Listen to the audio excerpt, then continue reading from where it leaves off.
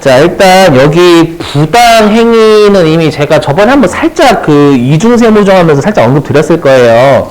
그래서 뭐냐면 이쪽은 특수관계자입니다, 여러분들. 알죠? 12장은 별도의 언급, 부당 행위라는 쪽은요, 다 특수관계자와의 거래예요. 그랬을 때 우리가 특수관계자와의 거래 있죠? 특수관계자와의 거래에서 손해를 보잖아요. 손해를 보면 세금이 줄죠. 그렇죠? 세금이 줄죠. 그래서 우리가 특수관계자, 특히 세법은 손실보는 거 되게 싫어한다고 했었잖아요.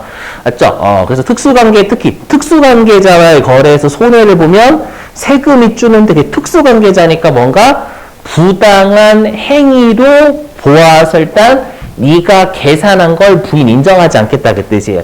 너희들이 계상한 그 금액을 인정하지 않고 세법상 금액으로 다시 계산하겠다 그 뜻입니다. 일단 아셨죠? 일단 어떤 느낌인지 이름이 좀 웃기긴 하잖아요, 여러분들. 자, 보시죠. 그럼 한번 이해를 도와볼게요. 보시면 자, 12장은 무조건 특수관계자예요. 자, 갑법인이 흑자법인이고요. 그 다음에 을법인이 적자법인이랍니다. 네, 들은 특수관계자입니다. 자, 들은 특수관계자인데, 예. 자, 보시면 이번에 거래를 한 거예요. 거래 어떻게 했냐면, 우리가 을법인이 갑법인한테 부동산을 빌려줄 겁니다. 알죠? 임대니까 갑법인이 임차한 거죠, 여러분들. 임차를 했고요. 그럼 시가 임대료는 100원이에요. 시가 임대료는 100원인데, 이번에 얼마를 줬냐면 150원을 준 겁니다. 그럼 여기에서 누가 손실이고 누가 이익이에요? 그렇죠? 갑이 손실이죠. 맞죠? 왜냐면 100원에 임차해야 되는데 이거 150원 줬으니까. 맞죠? 반대로 을법인은 100원에 임대했는데 150원이나 받았잖아요. 맞죠? 그래서 보시면 여기 그래서 여기 갑법인은 50원 손실이고요. 을법인은 50원 이익이죠. 근데 알고 보니까 이렇게 되는 거예요. 뭐냐면 갑법인 예를 들어 볼게요. 갑법인은 이익이 100이고요. 을법인은 손실이 100인 거예요. 원래. 알죠? 이 거래를 하기 전 그럼 생각해 보세요. 그러면 여러분들 갑법인은 이익이 100원이었는데 50원 손실 봤으니까 그만큼 50원이 세금이 줄겠죠. 맞죠? 그러면 여러분들 을법인은 세금이 늘어요? 아니죠. 손실인데 50원 이익 받자 어차피 그대로 손실이 좀 줄는 거잖아요. 맞죠? 그러면 분명히 세무서 입장에서는 한쪽은 이득이고 한쪽이 손실이면 이익에 영향 없는 거예요. 맞죠? 그래서 여기는 이익에 영향은 없어. 영향은 없는데 여기는 세금이 줄고요. 여기는 세금이 증가가 없는 거예요. 맞죠? 그러다 보니까 손익의 전체 거래를 놓고 보면 손익의 차이는 없는데 세금이 감소한 이상한 문제가 발생한다라는 거예요.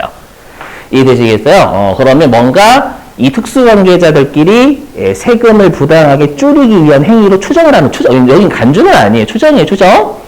추정해가지고요. 어떻게 하냐면 요 특수관계자와의 거래에서 손해본 놈 있죠.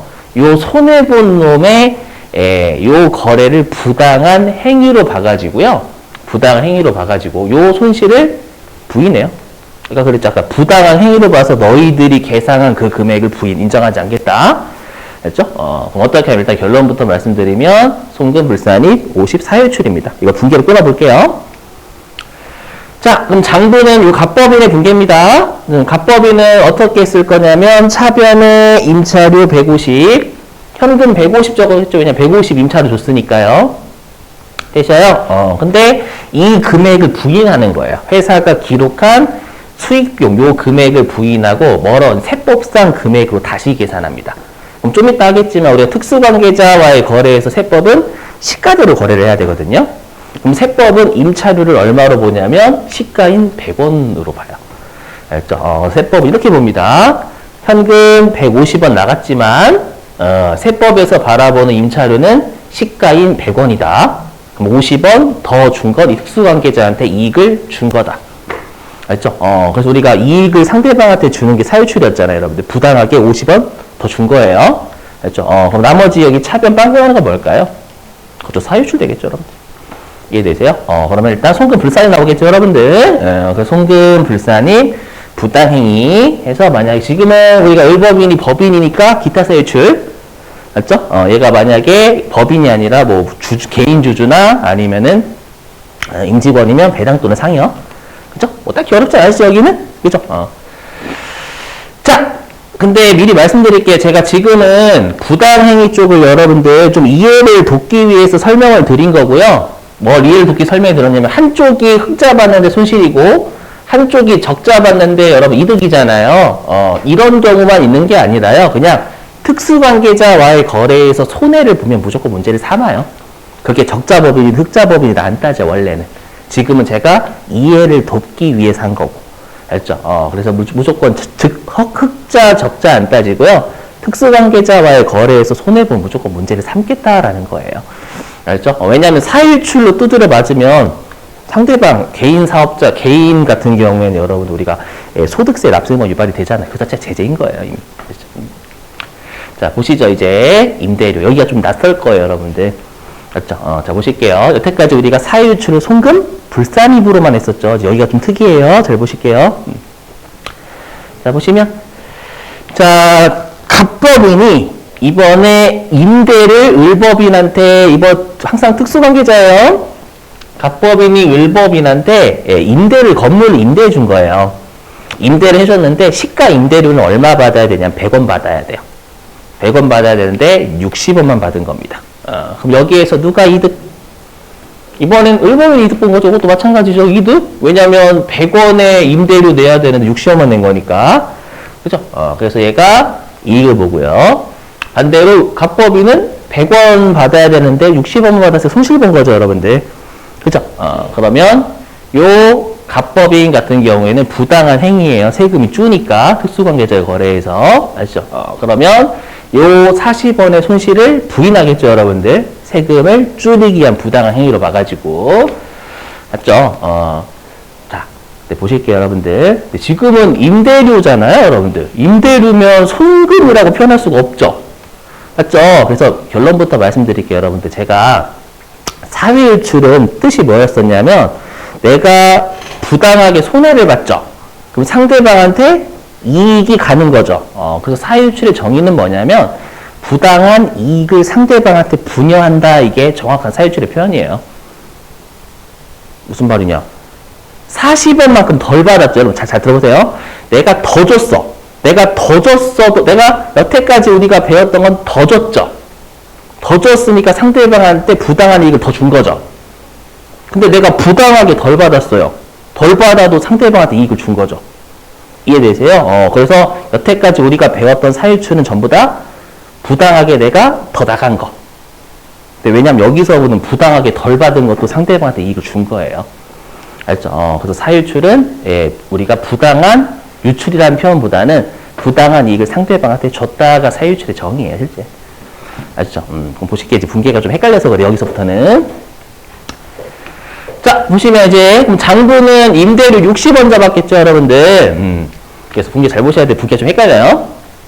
자, 차변의 현금, 대변의 임대료 60원, 이렇게 잡았을 거예요. 근데 자, 이걸 부당한 행위로 봐서 이 거래 금액을 부인 인정하지 않는 거예요. 그럼 세법은 임대료 얼마 받은 것으로 볼까요?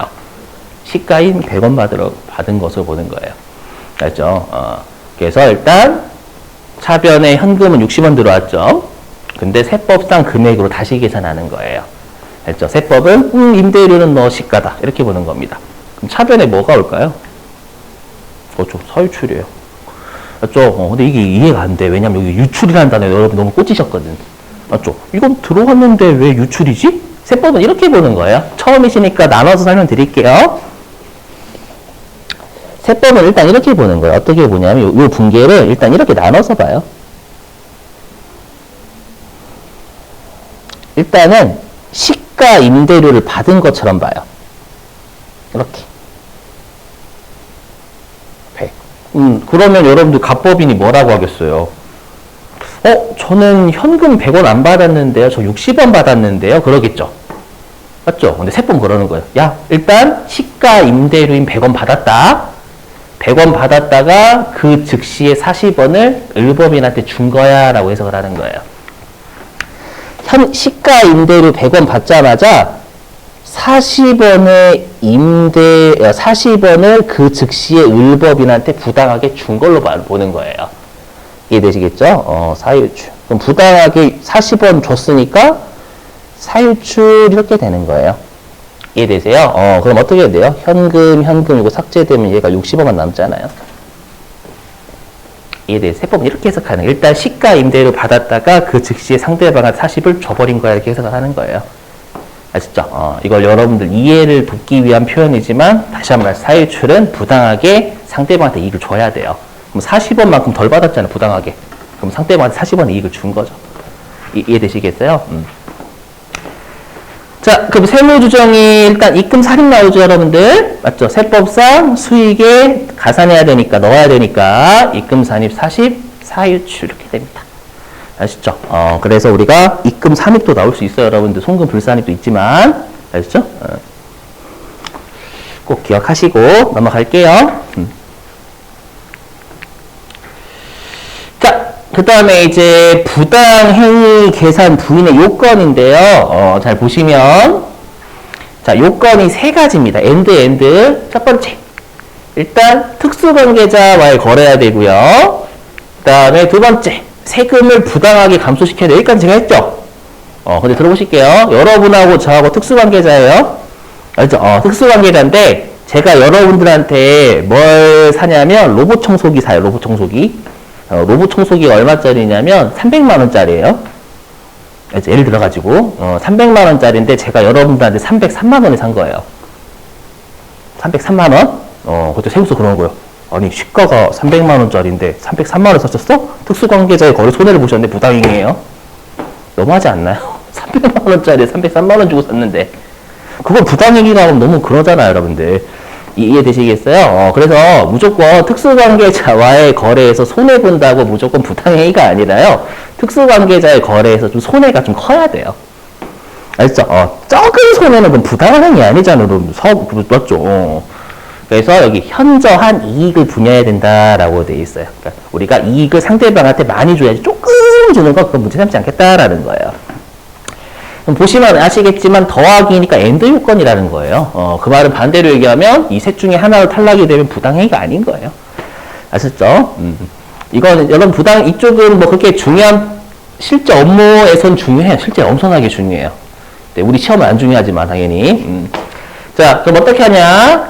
자, 일단 특수관계인은 거래 당시로 하겠죠, 당연히. 왜냐면 우리가 원래는 여러분들 세무조정 같은 건 오래전부터 말해야 하잖아. 일단 우리 회사 입장에서는요. 맞죠? 그러면 거래 당시에는 특수관계인이지만 만약에 그 사람이 우리 회사를 퇴사했대요. 임원에서 잘렸대. 그럼 특수관계인 아닌 거잖아요. 맞죠? 근데 부당한 행위를 할 때는 임원이었죠. 그러면 그때로 따진다겠다라는 거예요. 알죠? 자, 그 다음에 여러분들 질문. 그 주주는 특수관계자에 아니에요. 이거 이미 했는데. 주주. 대주주만. 그렇죠? 임직원은 무조건 특수. 하지만 소액주주는 특수관계자 아니다라고 했죠? 여러분이 삼성전자 가셔가지고 그때 말씀드렸죠? 우리는 특수관계자입니다. 나가 이렇게. 그래서 여기 소액주주는 지분율 1% 미만인 주주를 소액주주다라고 불러요.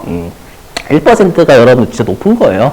그때 말씀드렸죠? 삼성전자 주식 5,700만 주 가지고 있는 사람이 1%면 큰 거예요, 큰 거. 자, 그 다음에 직원은 무조건 특수. 알죠? 왜냐면 경제적 이해관계죠, 경제적으로. 월급 받잖아요, 월급. 그죠? 자, 그리고 조세의 부당한 감소는 이거 외우실 필요가 없는 게 손해본 거. 맞죠? 여기. 자산을 비싸게 매입하거나, 손해. 싸게 팔거나, 손해. 이거 뭐 이해 못 하시는 분 없죠? 그 다음에 용역의 고가 매입. 용역을 내가 비싸게 매입한 거죠. 좀 내가 용역의 용역은 좀 매입보다는 지급이 맞겠지. 맞죠? 수수료를 비싸게 주거나, 특수관계자의 거래에서, 아니면 수수료를 적게 받거나, 이해되시겠어요? 자, 근데 이제 우리한테 제일 중요한 건 뭐냐면, 요 금전 쪽이에요. 왜냐면, 여러분들, 우리가 특수관계자와의 거래에서는요, 회사가, 대표이사가 쓸 돈이 많아요. 그럼 회사가 빌려준단 말이에요. 그래서 실기에서는 요 금전 쪽만 대비하시면 돼요. 그래서 금전만 내요, 금전만. 나머지는 안 됩니다. 시험 말 문제만. 자, 그리고 혹시 여러분 기억나시죠? 요거. 우리가 저가 양도 중에서 우리가 부당행위를 안 보는 거. 요거. 비출자 임원이나 사용인에게 사택 제공할 때 낮은 임대료 받는 거 문제 안 삼았죠, 회사? 기억나시죠? 그 다음에 중소기업인 직원한테 주택 구입 자금 대여. 이거 싸게 빌려준 거 있잖아요, 여러분들. 이것도 문제 안 삼았던 거 기억나세요? 믿을게요. 그죠? 자, 됐고, 불공정이 무시하시고. 자, 그 다음에 여기 현저한 이익의 분야는 요거예요. 시가 대비 5% 이상의 이익을 줘야 돼요. 결론은 컴퓨터가 알아서 해줘요, 여러분들. 컴퓨터 알아서 해줘. 우리가 계산하지 않아요. 알죠? 그래서 아까로 따지면, 여러분들, 제가 시가 300만원짜리를 여러분들 303만원 주고 샀다고 했잖아요. 맞죠? 그러면 300만원에 5%면 15만원이죠. 그럼 제가 여러분들한테 315만원 이상 주고 사야 돼. 그럼 부당행위인 거예요. 이해돼? 시가 대비 5%, 제가 시가 대비 5%면 제가 15만원의 이익을 여러분들 줘야 돼. 맞죠? 또는 5%는 안 돼. 3억 원 이상. 예를 들면, 제가 100억에 매입을 했어요. 여러분들 100억 있죠? 100억짜리를요, 104억에 매입했어요. 그러면 일단 5%는 안 되죠? 100억짜리를 104억에 매입했을 때 4%만 여러분 손해본 거잖아요. 근데 금액으로 따지면 3억 원 이상은 되죠? 그럼 부당행위가 되는 거예요. 이해되지? 그러니까 둘 중에 큰 거죠, 큰 거, 여러분들. 무슨 말인지 되죠? 컴퓨터 알아서 해줍니다. 다시 말씀드리지만, 아시죠? 자, 넘어갈게요. 이거 무시하시고, 이거는, 컴퓨터 알아서 해주니까 넘어갑니다. 미안요. 자, 그 다음에 이제 여긴데, 이거 잘 보셔야 돼요. 여러분, 특히 여기 금전 대차거래 시가 너무 중요합니다, 이거. 이게 실기용인데, 실기용. 보시죠. 자, 여러분들, 우리가 시가라는 건 정당한 거래, 아니면 정당하지 않은 거래. 정당한 거예요, 당연히. 그래서 우리가 시가는 1순위, 말 문제 내요. 일단 1순위가 제3자와의 반복적인 거래라든지 아니면은, 우리가 일반적인 거래, 그 제3자와의 거래를 시가라고 부르죠. 그죠? 근데 여러분들 우리가 그 제3자와의 거래는 아닌데, 시가를 알 수 있는 데가 있어요. 주식 쪽에서. 상장회사 주식. 그죠? 상장회사 주식은 여러분들 우리가 거래소에서 가격이 있죠, 여러분들? 그걸로 갑니다, 여기. 그래서 상장 주식은 원래 옛날에는 뭐였었냐면 종가였어요, 마지막. 3시 30분인가? 맞죠? 3시 30분이 종가인가? 아무튼 그랬을 거예요. 근데 이게 바뀌어가지고요, 여기 있죠? 그 해당 가격. 그러니까 내가 만약에 11시에 샀다라면 그 11시에 가격을 하겠다라는 거예요. 아시죠? 근데 만약에 장외 거래할 때 장외. 알죠? 장외가 뭔지 아시죠, 여러분들? 시장 이외에 거래, 살 때 있거든요. 그때는 거래일에 종가로 하겠다라는 거고요. 자, 그 다음에 동그라미 2번. 여러분들 우리가 시가를 판정해 주시는 분이 감정평가사예요, 여러분들. 이 감정평가사 분들이 여러분 시가를 감정해 주신다라고 하거든요. 아시죠? 자, 근데 만약에 감정업자가 2명이면 평균 내야 되겠죠? 그렇죠? 근데 여러분들 우리가 감정평가사 분들이 감정을 못하는 게 있어요. 뭘까요? 주식은 감정을 못해요. 그렇죠? 주식을 어떻게 감정해요? 맞죠? 주식은 거래소에서 날 수 있죠, 여러분들. 주식은 감정평가사 분들이 감정을 할 수가 없어요. 이걸 보니까 이거는 이집트 시대 파피루스로 만들어낸, 죄송합니다. 못해요. 자, 네, 3번. 우리가 그럼 문제가 되는 게 뭐냐? 비상장 주식이에요, 비상장 주식. 그죠? 비상장 주식은 거래가 안 되잖아요. 감정평가도 못 하죠. 그죠? 그럼 맨 꼴찌가 우리가 상속세나 증여세를 상증세라고 하거든요. 그 상속세나 증여세에서요, 우리가, 그 비상장 주식의 평가 방법이 있어요. 그죠? 그걸로 가면, 그러니까 1순위가 여기, 2순위가 3순위 이렇게 생각하시면 돼요. 암기. 자, 그 다음에 아래쪽은 무시하셔도 여기는 뭐 의미 없어요. 여기 의미 없고, 우리한테 중요한 건 요거예요. 이걸 이해하셔야 돼. 왜냐하면 여기를 이해하셔야 내가 왜 이걸 입력하고 있는지가 되거든요. 해볼게요. 다 들어보시면.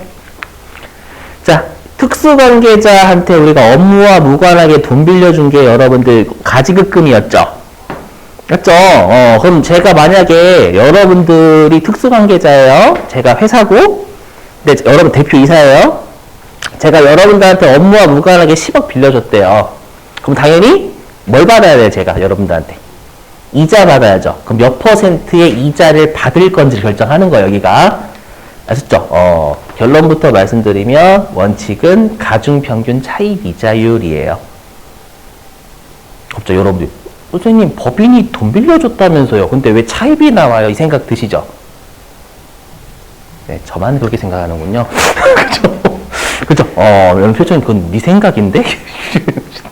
자, 들어보시기 중요해요. 왜냐하면 우리가 좀 이따 입력할 때, 좀 이따 내일 입력할 때 차입금 입력하거든요. 잘 들으셔야 돼요. 그럼 제가 여러분들한테 돈 빌려드리면 몇 퍼센트의 이자를 받을 건지 결정하는 거잖아요. 맞죠? 그거는 뭐냐면, 그럼 제가 여러분들한테 돈 빌려드리기 전에 저도 은행에서 돈 빌리는 게 있겠죠? 맞죠? 그래서 은행에서 돈 빌리는 평균 이자대로 돈 빌려주라는 거예요. 예를 들어 볼게요. 제가 만약에 여러분들한테 돈을 빌려드릴 때, 제가 이제 신한은행에서 9% 이자로 빌리고 있고요. 알죠? 그 다음에 제가 우리은행에서 7%로 빌리고 있대요. 알죠? 아시죠? 그러면 평균이 몇 퍼센트예요? 8%죠? 그럼 제가 평균적으로 8%로 빌리잖아요. 그럼 여러분들한테도 8% 빌려주라는 거예요. 오케이? 그래서 은행에서 빌리는 이자만큼 특수관계자한테 빌려줘라 라는 뜻입니다. 아셨죠? 그래서 그게 가중평균 차입, 암기하셔야 돼요. 시험에 나옵니다. 실기.